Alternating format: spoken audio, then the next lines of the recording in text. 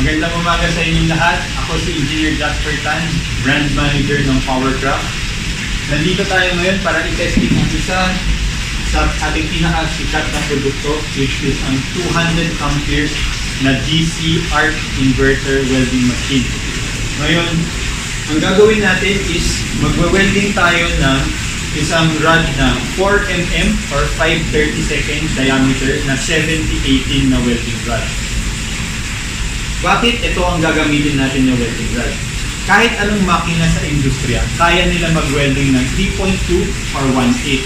Pero kailangan mo ng isang 200 ampere mahigit na makina para makapag-welding ng 4 mm. So, mapapansin ninyo, ang digital meter natin ngayon ay nakalagay sa 180 amperes. Bakit 180? 180 ang kailangan para matunaw ang rod na ito. So, kung ang makina ninyo ay nagre-register dito bilang mahigit sa 180 or 300 amperes tapos hindi pa rin makatunaw ng rod, ibig sabihin may mali. Ibig sabihin hindi kaya ng makina na tumunaw ng ganitong rod. Ang gagawin natin, susubukan natin kung gaano karaming stick ang kayang ubusin ng ating 200 amperes na makina. Mapapansin niyo, meron isa pang knob dito, ang tinatawag is arc force. Ang arc force, ginagawa niya, pinapalakas ang kuryente or ang output current, lalo na pag mahaba ang iyong welding cable. Pero ngayon, gagamitin natin sa bilang booster, pangdagdag pa sa lakas ng welding natin. Okay? Maging isang mapanuring mamimili.